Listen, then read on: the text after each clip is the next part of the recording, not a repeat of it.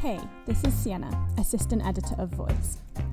In the following podcast, you'll hear the edited audio of my interview with actress and podcaster Amy Worthington during our Interviews series on Instagram. Amy Worthington is the host of podcast The Irrelevant Actor, where she shares her experience of the acting industry and interviews theatre professionals.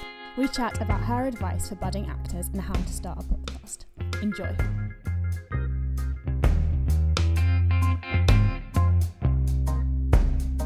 So to start us off, I'm just going to ask a little bit about your background, because before starting the podcast, you trained at a drama school. So what have the last few years looked like for you? I loved this question because it was like, what have the last few years looked like? I've been at a drama school just a year. So I started the podcast in my final year, when I guess I sort of started to get a bit more awareness of the industry and things that I didn't like about it, things that I did like about it, things that I wanted more information on. So I graduated last August, and then this year has been all right. Yeah, just like little jobs here and there, nothing groundbreaking, just sort of the working actor, I guess. So when did you establish The Irrelevant Actor? It was in my final year, and it was March, so when's that, like second term of third year? And it was around the time where, like, in third year at drama school, you have like your industry year where it's all about getting you out there and you really sort of start to experience what casting directors are like, what it's like meeting these people, not just like concentrating on your craft. And there was a real shift in sort of the atmosphere in the school and a real shift in sort of the conversations that we were having. And this is why it's called The Irrelevant Actor, because I felt like we all sort of stopped owning things and were like, oh my gosh, this is scary. We feel like we have to like pander to these people and stuff, and you feel like the most irrelevant part of the puzzle when actually you're the most important, I think. So I've heard that at the end of April you began your COVID-19 series on your podcast. Tell us more about what you've been doing in this series. So it was a bit of a weird one, really, because I hadn't actually finished the previous series. So I still have like two sort of episodes that are due to be released from that series. But it felt really strange having a podcast about the arts and then just carry on like normal, like nothing had happened, because, you know, I knew I had friends that had lost jobs in theatres and stuff, and, you know, the industry sort of collapsed around us. And I felt like I have a platform here, I need to talk about it. So it started off with just like an advice episode. So I sort of got together like as much info I could in terms of like opportunities or mental health support or whatever, and just did like my first solo episode, which was really strange not having a guest. And then I thought, okay, everyone's going to have a different experience of this. There are so many different people in the industry. Let's try and get as many stories as we can from like graduates. I've got agents and casting directors coming on to talk about how it's affected them. Small theatre companies, film companies, just so that so people have the information, but also two, so that everyone's got a bit of solidarity in knowing that like this is where we're at and we're all in it together, but there are still things that we can be doing. Lovely. All right, so we've got our first question from someone who's been tuning in, and Georgia asks, do you have any future plans to develop the podcast even further? If so, what are they? So unfortunately this year I wanted to do my first sort of like live podcasting event, with my aim was to do it at my old drama school or to have a venue in London where we would record a live episode with a panel of people who've been out of drama school for different periods of time, some people who maybe have done really, really well, people who maybe haven't done so well but are now, and do like a Q&A with graduates, give them a bit of a networking event and offer them things like discounts on headshots, showreel, all that whole shebang. But obviously we can't do that at the moment, so that's sort of been put on hold. But going forward, that is definitely what I want to do with it, is make it more, not like community based, but like give stuff to the listeners in terms of give them an opportunity to not only be on the podcast, but experience them. That's so exciting for the future. Yeah, awesome. We hope when theatres reopen. One day it will happen, My next question is, what have you learned both personally and professionally since beginning your podcast? like one of the biggest things when I left drama school was I was absolutely, can I swear? Probably not. We've got young listeners. Okay, that's fine. I was absolutely terrified of networking. Like, I was so scared of networking. I was like, this is weird. I don't know how I'm gonna do that. It felt really forced. Yeah. Whereas like now I realize that through podcasting I've learned to network with people, and I'm not really scared of asking questions. And I think when you graduate, you feel like you feel like you might be stupid for asking a question, whereas like now there literally are no stupid questions. Like, it doesn't matter. So I definitely feel like that's what I've learned from it professionally. Well, that's really interesting. Yeah, I think it gives people the confidence to know that they can ask the questions as well, because it is daunting often, having left, an institution like that. So my next question is about the people that you've been talking to on your podcast, because you interview, as you say, a range of professionals within the industry. So do you think there's one piece of advice that you have heard from a particular interviewee that you would love to pass on to someone who's in the art industry? I think something that has come up at the moment in like almost every episode I've done for the lockdown series. So I've been asking people what three pieces of advice you're going to give creatives for surviving in lockdown. And one of the things that's come up time and time again is like, bring it back to the reason that you love it. And I think that we need to take that through, even despite what's going on in the industry at the moment, because there comes a point where it becomes about money and contracts and the business and who you know and blah, blah, blah, blah. And you forget where you were when you were maybe a kid, like dreaming about going to drama school, or, you were like, oh my gosh, I can't wait until I get my first acting gig. Like, when it was really exciting. You do become like jaded super quick, I think. The more you sort of learn about the industry, and you have to take a second to bring it back to why you love it. So like at the moment, especially when, opportunities, there just aren't as many, and like it feels really even more unattainable than it ever has before. That's not the reason why you started. The reason you started was because you absolutely love doing it, and it gives you a feeling like nothing else. So that is one piece of advice that so many guests have given, and hang on to that. I love that. Going back to the basics, definitely. We've had another question from Joe, who asks, where did you train and what were your thoughts on the whole drama school experience? Love the podcast. Okay, I trained at Drama Studio London, and I think I had like the best time. I love DSL, absolutely love it. It was like a second home. Training's weird, and it's complicated. I think it's more complicated than people think, and I don't even mean in terms of technique. I mean just emotionally, in terms of relationships, like friendships and stuff. It's complicated, and it's like a big, weird, dysfunctional family for 3 years. I think drama school is amazing. I don't think it's a necessity. I don't think you have to, and I wish I'd known that before all of this, because I was so tunnel vision on drama school. You can do it without. And I say this a lot when I talk to particularly up and coming people, and we talk about like the drama school journey and auditioning for drama school, whatever. It's literally not the be all and end all. There are ways you can do it without. So if you're not getting in, or you don't really feel like you want to do that, then you don't have to. I'd say train because you actually want to. I think institutions are still institutions, and sometimes can be a little bit too old school. And there definitely needs to be progress in terms of diversity, be that within sort of race, gender, everything that needs to be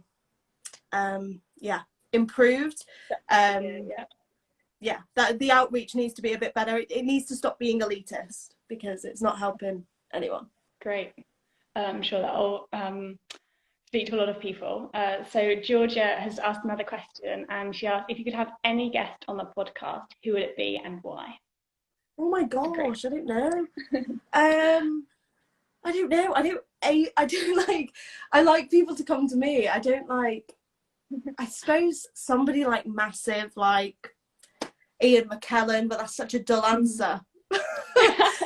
Because everybody would want to have a conversation with Ian McKellen. But yeah, somebody like Tom Hanks. Oh, yeah. I adore Tom Hanks. So yeah, that. I don't know. My next question is, what encouragement would you give performers or artists in general who are feeling a little bit stuck during COVID? Okay, so first thing, like, I'm not the messiah on acting. The questions that I ask on this podcast and the people I bring on, it's not just to like help the people that are listening, it's me. I don't know the answers to the questions I'm asking either, you know? I just have like a platform as an excuse to ask them all.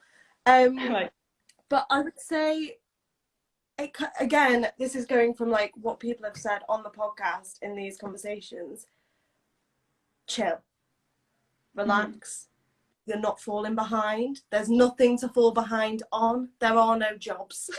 And that's not something to feel, obviously, like, it's upsetting and it's sad, but right now that isn't the be all and end all. And we, you know, I actually heard this on another podcast, but I'm going to quote it because it's really good. We ask to live a 2% life. We ask to do exactly what we want for a living, get paid really good money to do it, and have the freedom to do that without having to do anything else. That is a pretty big ask of life. We have like the privilege to act and the privilege to either have trained or to be working on something that we love, and be that once a year, be that 4 times a year. Okay. So like, just take this moment. It comes back to like bringing it back to like why you love it. If you want to do stuff that is proactive and productive, do it. But if you don't, there is absolutely no pressure because you're not falling behind on anything. It doesn't matter. If it keeps you sane to keep artistic, do it, but do it on your terms, because now finally you can do something on your terms and you're not having to sort of appeal to somebody else's like creative vision of what that should be. You can take control of it yourself. So yeah, definitely. Chill. Do you chill out, guys? Francesca's asked a question, and she asked, what topics have you not covered yet on the podcast that you really want to discuss and explore? So when I first started, I had like a big long list of all the things that I wanted to talk about. And if you sort of scroll back to like previous seasons, you can sort of see that what I used to do was go for the big topics. And what I've learned from that is that I can't fix the world in an hour. So what I would love to do, I suppose, is revisit some of those topics that I guess I did when I was leaving drama school, with other sort of people who maybe, you know, have written in that area, have like advanced understanding that I don't have, and interview them about those subjects to see where we are now and like to grow my own understanding of it too. So definitely I'd want to revisit like those big topics that I spoke about at the beginning. I think, you know, this series I've brought in a few more sort of agents and casting directors. It was initially meant to be a platform for actors and artists and performers, but I thought that I really wanted to hear their perspectives on what's happening at the moment. So I definitely think that that is something that I will continue beyond. If they keep agreeing to come on, then yes, definitely. But you know, I think the topics that we cover each time, and particularly topics that come up really often, so things like representation or like money and funding, like the reason they come up so often is because they still need to be spoken about, because things still need to change. So yeah, I guess it'll be more like revisiting previous things. Love that. Cool. Okay, my next question is about podcasting in general. Because I know a few people, some of my friends who have been stuck at home and they're like, I'm just going to start a podcast. Like, I'm just going to do it in the bedroom. So what advice would you give to people who are starting podcasts at the moment? Don't worry about the tech, but try and make it sound as good as you can. Okay. In terms of like basic like production things. Like when I first started, I didn't have mics, I didn't have anything, but I like made sure that I had like a bit of royalty-free music I could whack in there, and I sort of knew how to structure it because I listen to millions. I listen to so many podcasts, it's ridiculous. So listen to others, find out what you like about them, and steal it, and put that into yours. And biggest piece of advice: don't look at your numbers. Just don't do it, because there is no point. Because consistency is what matters. And do it because you enjoy it. And it's the feedback, right? The Irrelevant Actor has grown since I started it, but what has mainly happened is that I've had like a loyal listener base that has carried and like grown slightly incrementally, but not huge. But it's consistent, and the feedback I get makes me want to make more so than me checking my listeners every week, because it just don't do it, especially when you're starting out. Don't do it, because it just ain't worth it. Okay. It's just not worth it. So yeah, that would be my advice. Cool. Now I'm intrigued to hear what other podcasts you've been listening to, or other podcasts you like. You say you listen to millions. I do. So acting wise, the best one I can recommend, unfortunately it's paid for, it's like a premium subscription, but Act on This TV, you might see some of the ads, like I won't lie, some of the ads are like really in your face, and I was a bit like at first, but I did join because you can have like a week's trial of it, and addicted. Like some of the advice in there is amazing. They do, the Irrelevant Actor sort of concentrates on like issues and actor stories and like that kind of thing, and it's very sort of community led in terms of platforming people, whereas Act on This is interviews with like casting directors and agents, and it's literally like the fundamentals of the business of acting. And then outside of acting, my faves are the High Low podcast, Adulting, and I'll think of a third one for you, and Happy Place, Fern Cotton. What encouragement would you specifically give young performers during this time? So people who want to keep up their acting skills, maybe learn some new acting skills, continue in that industry. What advice would you give them? Listen to The Irrelevant Actor. No, do whatever you want to do. I think a really good place to start in terms of opportunities, I guess, if that's sort of the kind of thing you're meaning, Twitter. The industry hangs out on Twitter. Like everybody is on Twitter. Like we can all do Instagram to our heart's content, but if you want acting stuff, they're hanging out over there. So there are loads of like little initiatives that are going on, like monologue competitions and stuff. You know, I've got one of the podcasts coming up is with a guy called Steve Leeds, who he runs something called Isolation the Series, which is really, really cool. And that's something that you can get involved with. He casts loads of people in that. I think he's on like his 7th episode as well. So that's really cool. You've got something called Monologue Friday, Rapid Reels, Planet Monologues. I think their competition has just finished. But there are like little initiatives and things on Twitter. So if you want to do something and feel like it's going to go somewhere, do that. If not, read, record yourself, practice, you know, the like little things that maybe you feel like you don't always have time to do. You kind of have time to do it now, and just do whatever you want. Like there's no harm in doing absolutely nothing. Because like I said before, like you're not falling behind. And particularly like if you're young, like I'm still young and fresh. It's a marathon, it's not a sprint. You know what I mean? I'm probably going to be more castable when I'm 40 than I am now. Do you know what I mean? So like, just chill again. Just chill. Do what you want to do. Okay, we've had another question. And they ask, how do I know if it's too late to start acting? It's not. It's not too late. So, good episode for this coming up is I interview a guy called Craig Pearson, who is, I'm not going to reveal his age because I can't remember and I don't want to misquote him, but he says it on the episode. And he got into acting super late. Another guy that I've got coming on to talk about this exact topic is Steve Connolly, who was a police officer for like 20 years and then has now decided to act, and he's like signed and he's, you know, he's doing stuff and like getting jobs and stuff. Like it's never too late. And the other thing is I personally think is like you might be a little bit more interesting. Like my whole generation of actors, we're all the same age, we're coming out saying the same things because we're all trained at the same institutions, and like the competition therefore it's saturated. Whereas if you have had 20-30 years in another career or another industry, that's so interesting, that's really interesting. Go to classes, make sure you're good, like sort that out. but I don't think it, if anything, I think it can help, you know, like Steve, for example, he's been a police officer for however long. You know, if he's contacting Corrie or Emmerdale, like Peter Hunt at Hollyoaks, you know, if he's like, I've been a cop for 20 years, you cast in a cop, and now I'm an actor, who are you going to go with? Do you know what I mean? So use it to your advantage, but definitely, like, you don't have to go to drama school, but go to some classes and make sure you're good. We've got a specific question about what you just mentioned in terms of the industry hanging out on Twitter.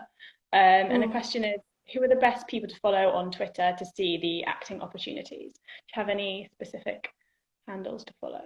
Off the top of my head. Oh my gosh, right. There's a woman called Linda. Search #Opportunity Tuesday. It's a woman called Linda. I can't remember her second name. She's an actor, and every Tuesday she posts 10 opportunities for all creatives. Follow Kate Davis Speak. She's awesome. She is the founder of Showreel Share Day, and she also she's a judge for the Planet Monologues competition, so she's in loads of pots. Follow casting directors that are active on Twitter, so people like Peter Hunt, who casts Hollyoaks, Daniel Edwards, who casts Line of Duty. Those are two off the top of my head who I know are like bang on. Sophie Holland, obviously, legend. And this is another sort of like little tip for during this time when we're talking about like advice for people staying active or whatever. If you're wanting to contact casting directors or agents, and obviously now is a bit of a weird and sensitive time, personally I think everyone's kind of still working, so you can email. Go on Twitter, find them on Twitter. If they're tweeting constantly and they're doing Zoom calls and they're doing everything else, email them because they're working. If you go on their Twitter and they haven't tweeted since like February, don't be emailing them. Like, make sure you're checking. But a lot of people are being really receptive, so literally just follow. Sometimes I think I searched like just CDG, which is Casting Directors Guild, in the Twitter search box, and follow them all, and you'll figure out who posts the most stuff. But yeah, the guys that I mentioned, definitely. Love that advice. Really cool. Georgia asks, how can you apply to be a guest on your podcast? Is that a thing? So I've wrapped recording for this series because it's a long old series. But if you email theirrelevantactor@gmail.com, I keep all my submissions on file. And once recording starts up again, I will contact all the people that have already submitted. I reach out to people sometimes as well to invite them on, and I usually put a call out on Twitter or on Facebook as well. This series has been very different because of the circumstances. Usually my cutoff is 10, so I will pick 10 submissions for a series. This series, I just let everyone do it because I was like, why not? But in future the cutoff will be 10 because I've overfaced myself. So yeah, just send me an email. I'll get back to you to let you know that I've received it and that it will be kept on file. And then I send everybody a guest form where they can just sort of fill out the questions. It's super brief, but just gives me a bit of background on you and what you want to talk about, basically. So, yeah. Amazing. Thank you. Joe asks, and this will actually be our last question unless anyone comments any more questions. What would you say to anyone who is upset with their drama school results this year? It's really hard. Auditioning for drama schools is harder than auditioning in the industry. Like 100%. It is way more stressful, way more heartbreaking than when you're actually auditioning for jobs. We put too much pressure on ourselves that drama school is the be all and end all. Okay, so it took me, I know this because I used to write blogs, like little advice blogs for people auditioning. I did 33 auditions over 3 years. 33 auditions. I had 12 recalls. I got 1 waitlist and 1 offer. Wow. So like the odds are rubbish. And some people would do much better than that, you know. But like that's 32 rejections and 1 yes. And that is what the industry is like. So it's really upsetting. And have a day of being gutted and then get back on. Because if you can't do it then, I don't know if you can do it for the rest of your life, you know? And drama schools are very, very subjective, and there were a million reasons why they would have said no.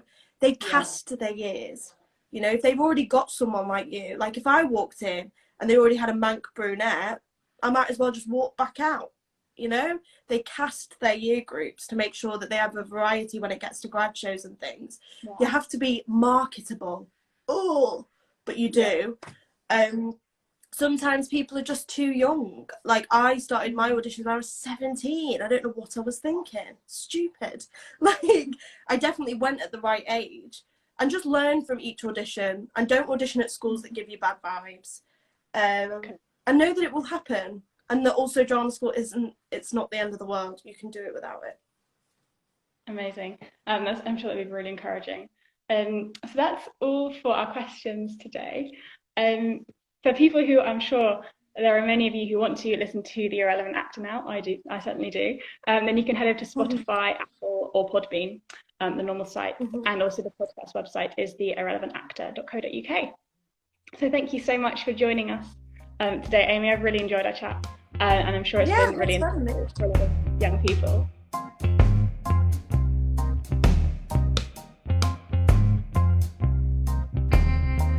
Hope you enjoyed our chat with Amy Worthington. You can find Amy's websites theirrelevantactor.co.uk and The Irrelevant Actor on Instagram. If you enjoyed today's podcast, please subscribe and review this show. And if you're looking for something else to listen to, then head over to our sister podcast, Voice Extra. Voice Extra is another weekly podcast which is managed by our voice contributors. They talk about the articles they've written and the art and culture they're enjoying. They are currently running a series called Inside Voices, which discusses how we are all coping during lockdown.